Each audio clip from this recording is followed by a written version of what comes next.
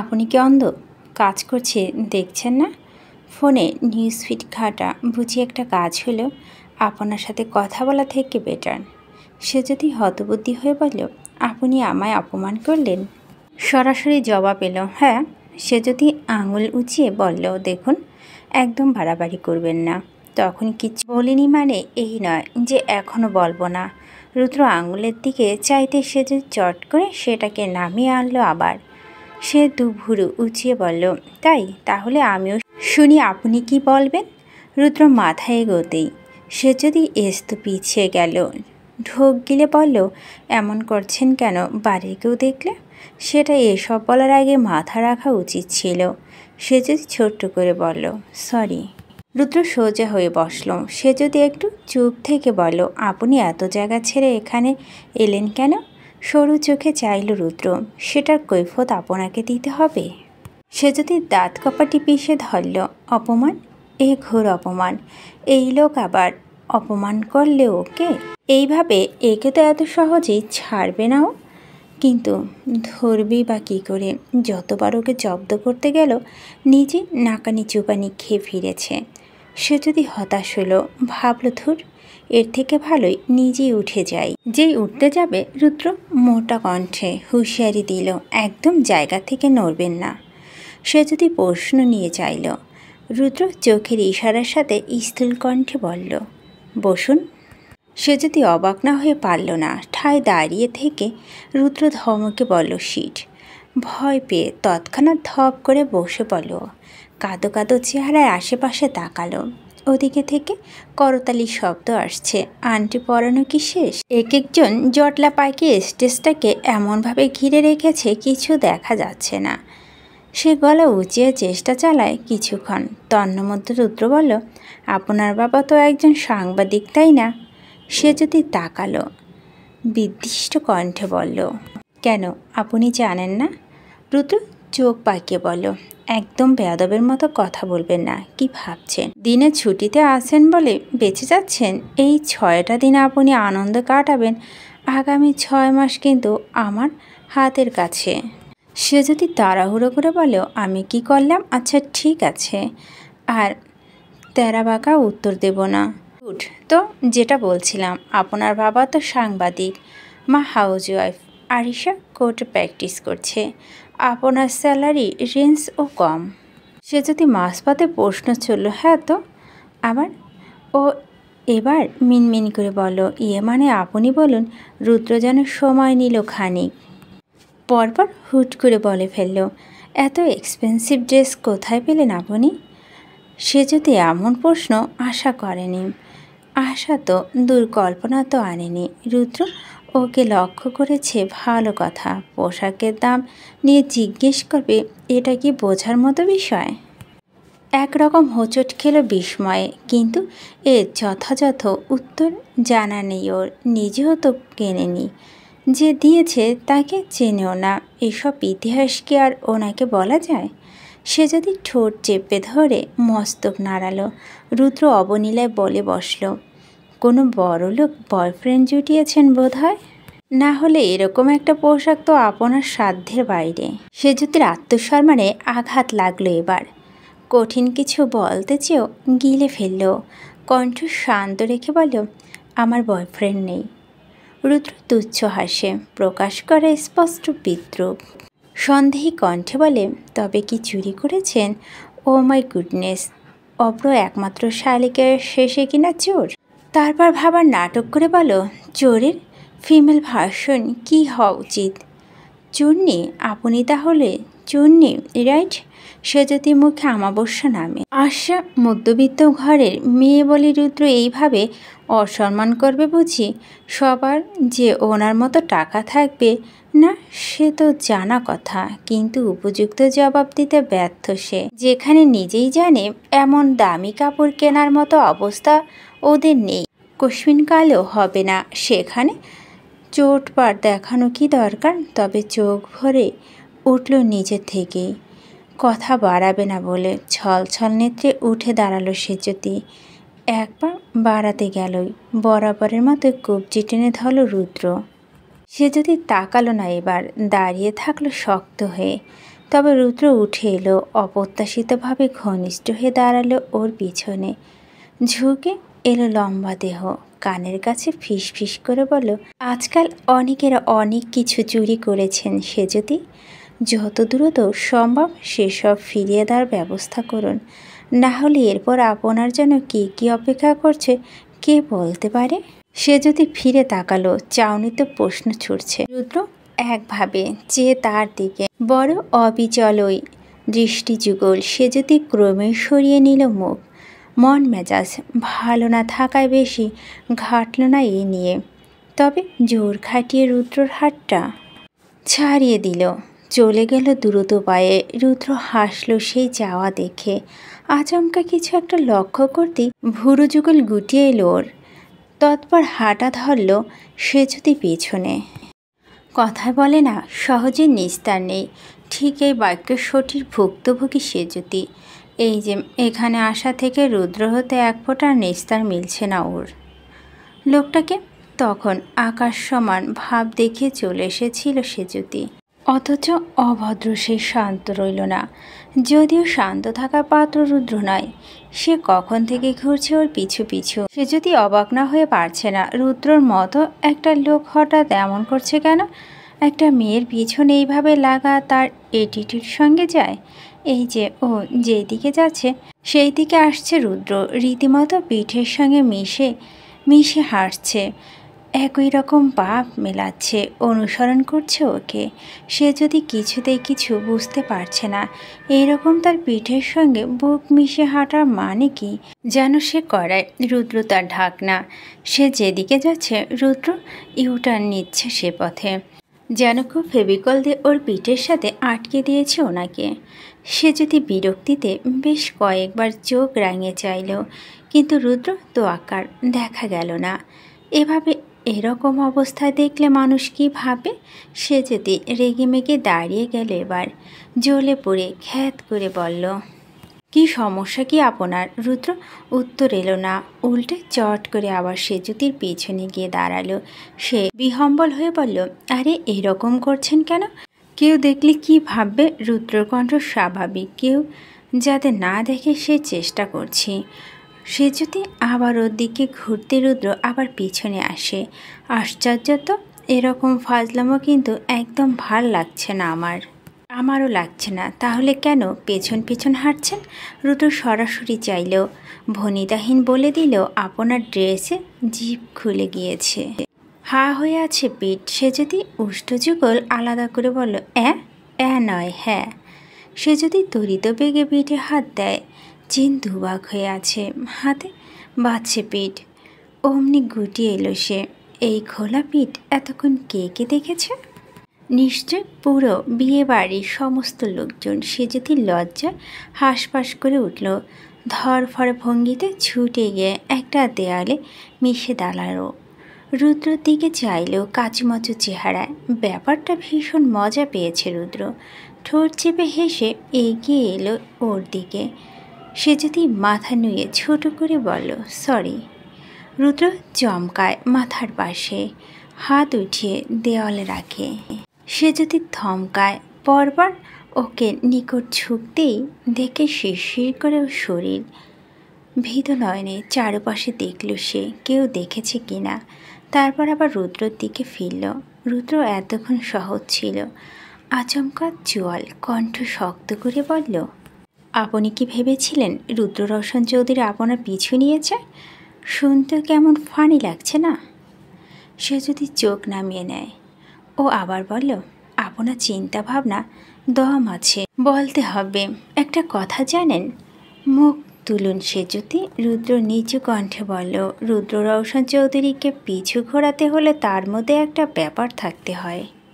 পরপর সে যদি আপাদমস্তক নজর বুলিয়ে বলল, আপনার মধ্যে তো কোনো ব্যাপারই নেই। সে যদি তবদা খেয়ে তাজ্জব বনে চাইল, প্রকট নেত্রে পরোয়া করেনি রুদ্র। সে যদি তখনকার চেয়ে 1000 গুণ বেশি এটিটিউড নিয়ে চলে গেল কোনো দিক। সে যদি নির্বোধ বনে দেখে গেল তা, দুঃখী দুঃখী মুখ করে দাঁড়িয়ে থাকলো অমন। কি জ্ঞানশূন্য লোক! বিপদে পড়েছে বলে ঠিক 2 কথা শুনিয়ে দিল। ঠিক আছে, কোনো ব্যাপার না। এর মজা পরে তুলব। রুদ্র রওশন চৌধুরী অপেক্ষায় থাকুন। সে যদি বাড়ির কাউকে খুঁজছে যাকে দিয়ে চেনটা লাগানো যায়। স্টেজের কাছে এত ভিড়, আওয়াজ কাউকে ডাকলেও শুনবে না। আচ্ছা, ওখানে কি মধু আছে? সব মৌচাকের মতো গায়ে গা লাগিয়ে দাঁড়িয়ে থাকা কোনো মানে হয়? সে যদি ক্রমাগত চেষ্টা চালায় চেন আটকানোর, কিন্তু এত নিচে নেমেছে সেটা হাত উল্টে পাল্টে তার নাগাল পেল না। ও কখনো পেলেও টান দেওয়ার আগেই ফসকে যাচ্ছিল। শেষমেশ ক্লান্ত হয়ে ক্ষান্ত দিল। সে যদি হতাশ শ্বাস ফেলে দেওয়ালে মিশে দাঁড়িয়ে রইল। সেই সময় একটা মেয়ে যে এগিয়ে এলো ওর নিকট। সে যদি চোখ পিটপিট করলো প্রথমে। মেয়েটাকে ওর চেনা চেনা লাগছে, কোথাও যেন দেখেছিল, কিন্তু কোথায়? সে যদি মেয়েটি একদম সামনে এসে থামা অবধি একইভাবে। যখন ভ্রুয়ের কাটা দাগ দুটোয় নজর পড়ল, চিনে ফেলল মুহূর্তে। সাথে নিজের আহাম্মক বনে যাওয়া নিয়েই হাসি পেল খুব। কত বড় রামছাগল! লুবনার চেহারাটা পুরো ভারী মেকআপে ঢাকা, একটু অংশ ফাঁকা নেই সেথায়। সপ্তাহখানেক হল ট্রেন্ড ফলো করে ভ্রুতে দাগ কেটেছে সে। সেজুতি সেটা দেখেই চিনেছে এখন। তারপর হঠাৎ সজাগ চোখে চাইল ও। লুবনা ওর কাছে এসছে কেন? এতক্ষণ রুদ্রর সঙ্গে দাঁড়িয়েছিল বলে কি কথা শোনাবে? সেজুতি প্রস্তুতি নিল আজ একটা লম্বা ঝগড়ার।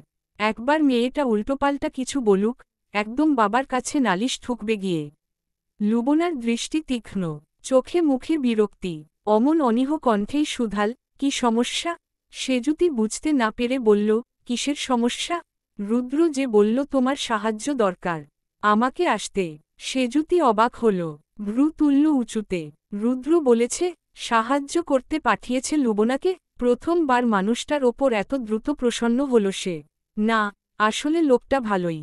ব্যবহার খারাপ হলেও মনটা মুখের মতোই চমৎকার। সেজুতি কথা বাড়াল না, নরম কণ্ঠে বলল, জামার চেনটা খুলে গিয়েছে, একটু লাগিয়ে দেবেন? লুবনার পাল্টে যাওয়া চেহারা স্পষ্ট দেখেছে সেজুতি। সম্মানে প্রচণ্ড ঘা লেগেছে নির্ঘাত। খুব কষ্টে হজম করল বিষয়টা। রুদ্র পাঠিয়েছে যেহেতু রা করার সুযোগ নেই, ওরই লস। চুপচাপ বাধ্যর মতো ঘুরে এসে পিঠের চেইন একটানে উঠিয়ে দিল। সেজুতি হেসে বলল, ধন্যবাদ ম্যাম। লুবনা ভদ্রতা দেখাল না এবার। সন্দিহান কণ্ঠে বলল, তোমার জামার চেইন কি রুদ্র খুলেছে? সেজুতির হাসিটুকুন মুছে গেল সবেগে। দৃঢ়ীভূতের ন্যায় বলল, মানে, ন্যাকামো করছো কেন? তোমার আর রুদ্রর মধ্যে কি চক্কর চলছে সেটা আমার বুঝতে বাকি নেই ভাবছ? সেজুতি স্তব্ধ হয়ে বলল, কি যা তা বলছেন? লুবনা বক্ষপটে দুই হাত গুজল, ভ্রু উঁচিয়ে বলল, যাতা, নিজেরা যাতা কাজ করতে পারছো আর আমি বললে খুব খারাপ লাগছে তাই না? তুমি কি ভাবো আমি অন্ধ? রুদ্রর সাথে তোমার এত ধলাধলি আমার চোখে পড়েনি? সুযোগ পেলেই ওর বুকে আছড়ে পড়ছ, লতার মতো বেয়ে থাকছ শরীরে। পুরুষ মানুষকে কিভাবে বশ করতে হয় ভালোই জানো দেখছি। তাই তো বলি, গত 2 বছরে আমি যা পারিনি তুমি 2 মাসে সেটা করলে কি করে? আজ রুদ্র জামার চেইন খুলছে, কাল ওর সামনে আর কি খুলবে হুনোস। মিডল ক্লাস ফ্যামিলি তো, শিক্ষাগুলো ওখান থেকেই পাও তাই না? তোমার বোন যেমন অভ্র স্যারের গলায় ঝুলেছে, এরপর তুমিও রুদ্রর গলায় ঝুলবে ভাবছ? পরপরই চোখমুখ কঠিন করে বলল, সেটা আমি থাকতে হবে না সেজুতি। হয়তো এতদিনে বুঝেছ, তাও বলছি, I love Rudra, and I want him at any কষ্ট। তাই যত তাড়াতাড়ি নিজেকে ওর থেকে সরাবে তত মঙ্গল। নয়তো অন্য রাস্তাও জানা আছে আমার। গড়গড় করে বলে থামল লুবনা। রুষ্ট চাউনিতে ঝলসে দিল সেজুতিকে। হিলের গটগটে আওয়াজ তুলে প্রস্থান নিল। কিচ্ছু বলার সুযোগই দিল না। কাঠ চেহারায় চেয়ে থাকল সেজুতি। সব সময় হরবর করে কথা বলা মেয়েটা বাকরুদ্ধ, স্তম্ভিত, প্রাণহীন জোরের ন্যায় দাঁড়িয়ে রইল শুধু। চোখ জ্বলছে খুব, হৃদস্পন্দন থেমে আছে এক জায়গায়। হুড়হুড় করে অশ্রুজল কোটর থেকে নেমে কপল ছুঁয়ে দেয়।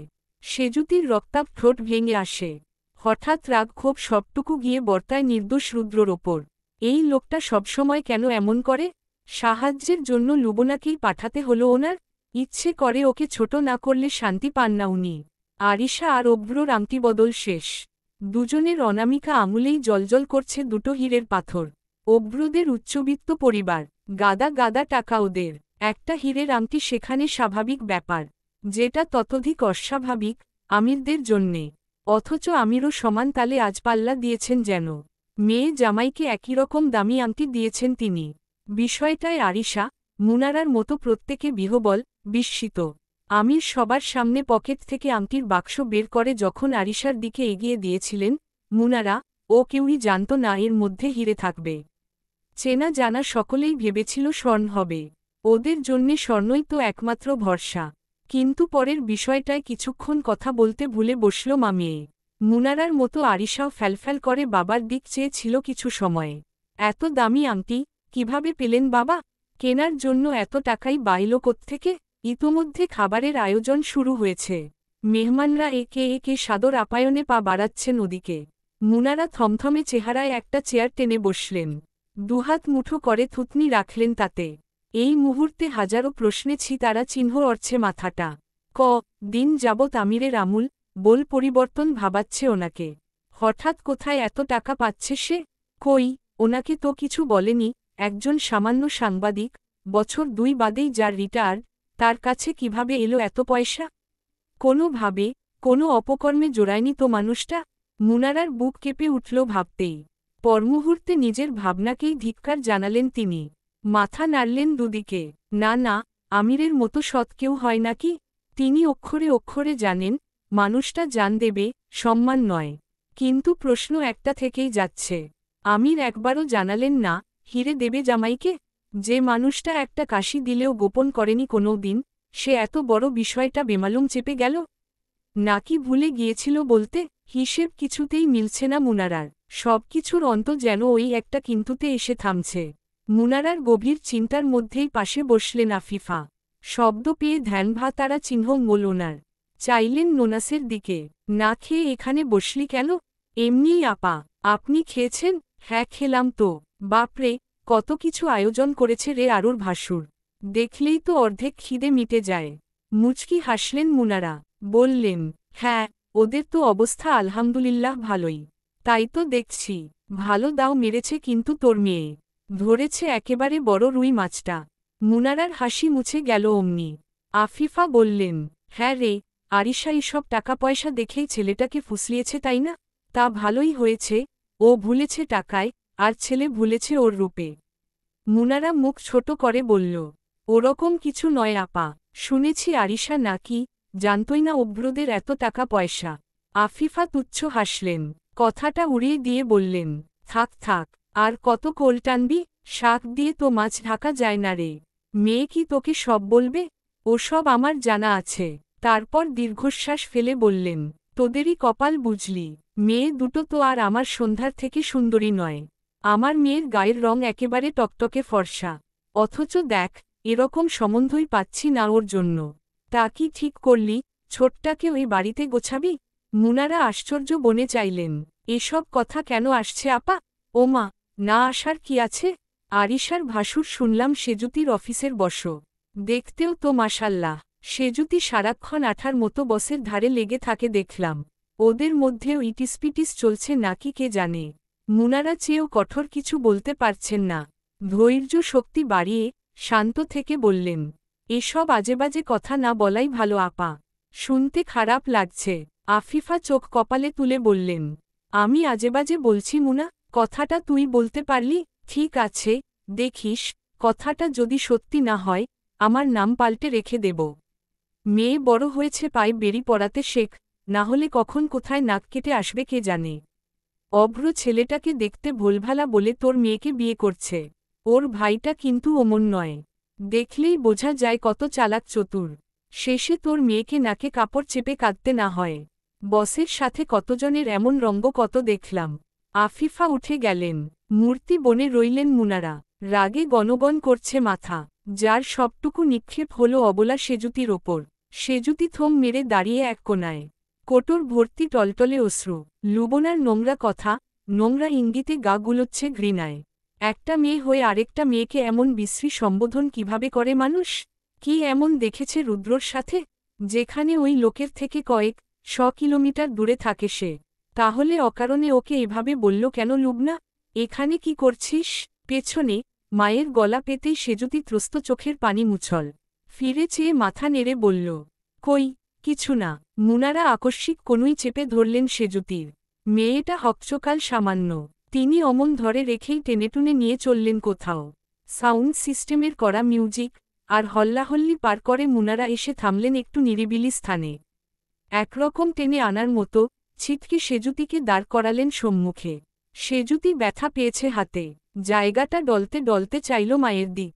হাঁ করার আগেই মুনারা কঠিন গলায় বললেন, এসব কি হচ্ছে সেজুতি? সেজুতি দুটো ভ্রু এক জায়গায় এনে বলল, কি হচ্ছে? আরুর ভাসুরের সাথে কিছু চলছে তোর? সেজুতি হতবাক হয়ে বলল, কিছু চলছে মানে? কি চলবে? মাথা ঠিক আছে তোমার আম্মু? আমি বলছি না, অন্যরা বলছে। তুই নাকি আরুর ভাসুরের পিছন পিছন ঘুরছিস সারাক্ষণ? কেন, কি সমস্যা তোর? মানুষ দিয়ে আমাদের কথা শোনাতে ভালো লাগে খুব? একক উদ্ধৃতি চিহ্ন। সেই একই কথা। সেজুতি বিভ্রান্ত হল নিজের প্রতি। সে কখন রুদ্রর পেছনে ঘুরঘুর করল? বোঝাতে গেলেই মুনারা আটকে দিলেন। চোখ পাকিয়ে বললেন, চুপ, কথার মধ্যে কথা বলবি না। তুই যে একদম নিষ্পাপ তাও কিন্তু আমি বিশ্বাস করব না। সেদিন সবার মধ্যে তো ঠিকই ওই ছেলেটার হাত টেনেটুনে নিয়ে গেছিলি। আমাকে বলতো, কোনো এমপ্লয়ি এইভাবে তার বসের হাত ধরে? একক উদ্ধৃতি চিহ্ন। সেজুতি মহাবিরক্ত। বিরক্তিতে তেতো গলবিল থেকে জিভের সবটুকু। সাথে মাথার রগ টগবগ করছে উষ্ণতায়। এরা হঠাৎ ঝাঁক বেঁধে ওর ওপর হামলে পড়ল কেন? কি অন্যায় ওর? রুদ্রর পেছনে ও ঘুরেছে এতক্ষণ? নাকি রুদ্র? আসলে সমাজে ছেলেদের দোষ কেউ দেখে না। আর কিছু না করতেই সে কাঠগড়ায়।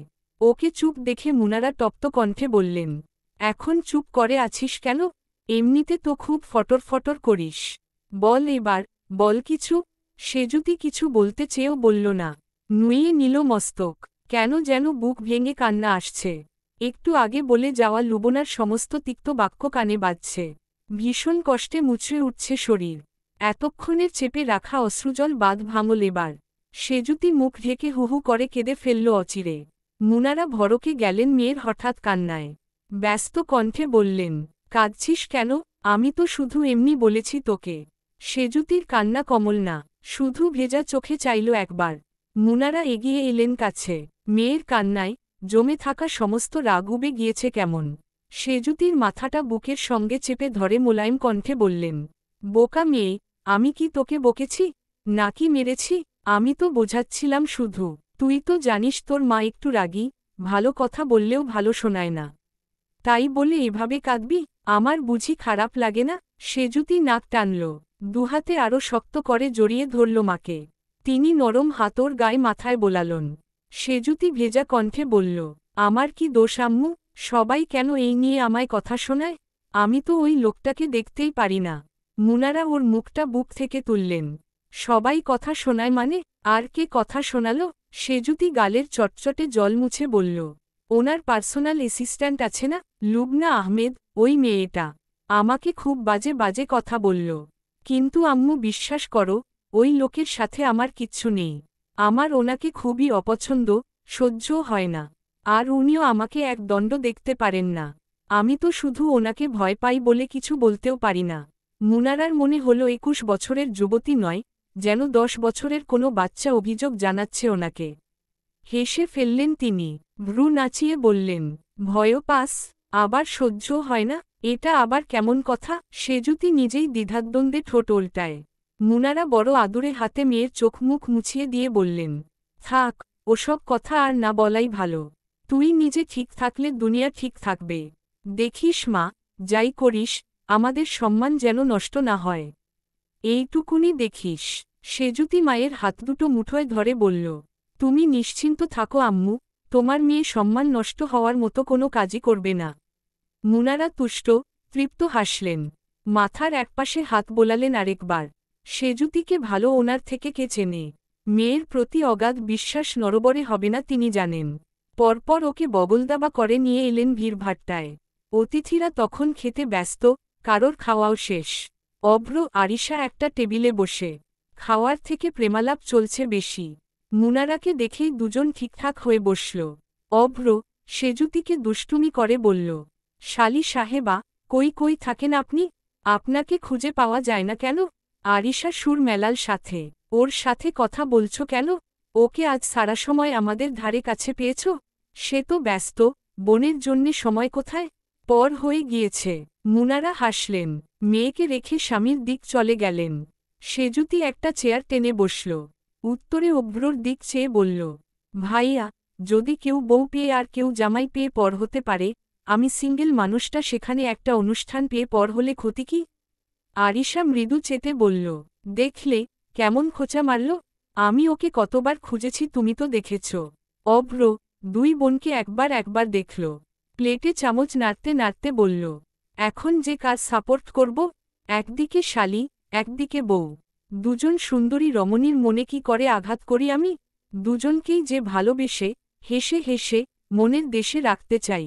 শব্দ করে হেসে ফেলল সেজুতি। আরিশা মুখ বাঁকাল। অভ্র অসহায় কণ্ঠে বলল, দেখলে শালিকা, আজ তোমাকে ভালোবেসে এ আমার কি হাল? সেজুতি ফের হাসল। অভ্র যে এতটা দুষ্টু আজকেই জানল ও। আরিশা একটা প্লেটে খাবার সাজিয়ে ওর দিক ফেলে দেয়। সেজুতি বোনের এসব টুকিটাকি যত্নে অভ্যস্ত, তাই বিশেষ অবাক হল না।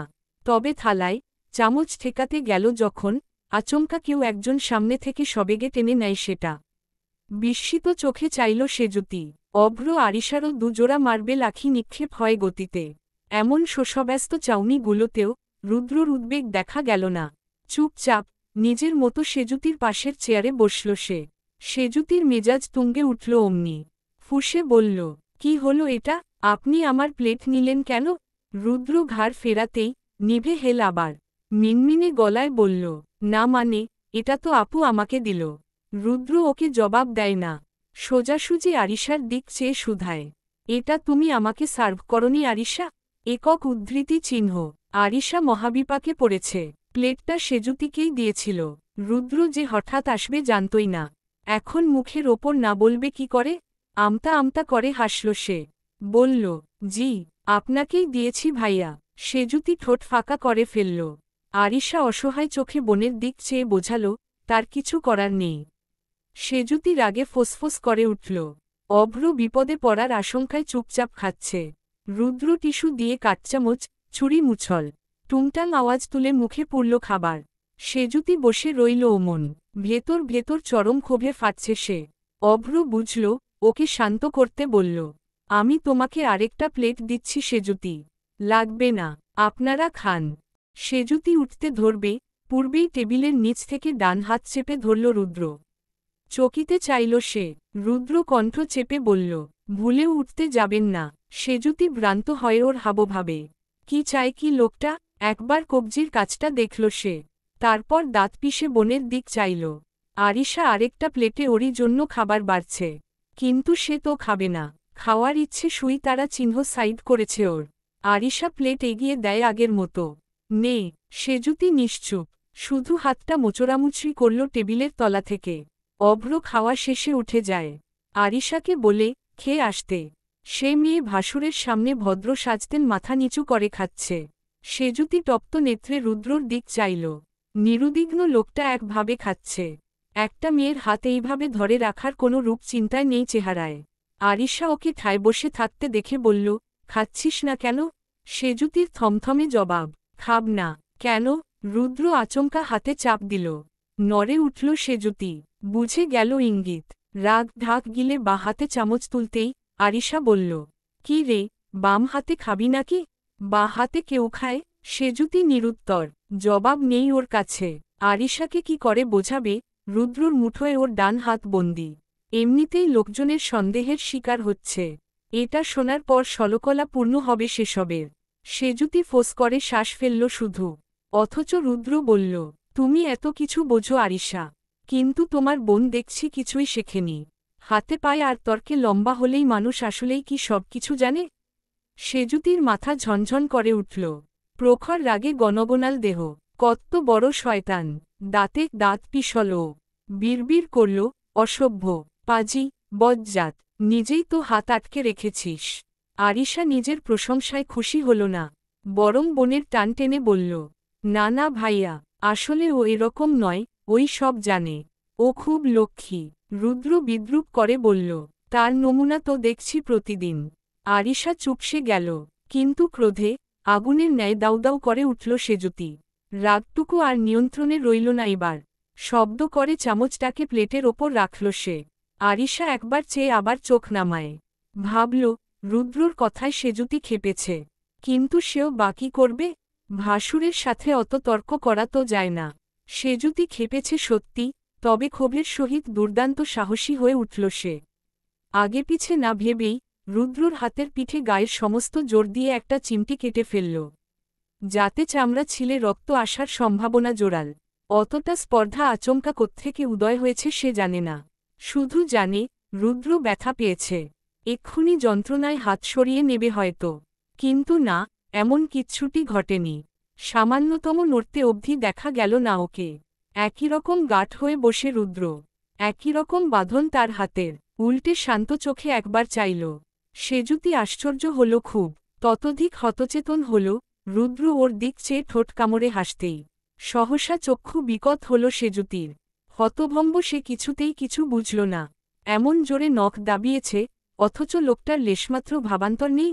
সে গোল গোল চোখ তাক করে রাখল। রুদ্রর পুরু ঠোঁটে তখনও মিটিমিটি হাসি, যেন ব্যথার বদলে এই ছোঁয়ায় সুখ পেয়েছে ভীষণ। ক্ষুদ্র মাছির ন্যায় বাদামি নেত্রের ভাষা ভিন্ন, ভিন্ন তার চাউনি। সেজুতি সে ভাষা বুঝল না। যদি বুঝত, হয়তো আগত সমস্ত চমক থেকে বাঁচাতে পারত নিজেকে।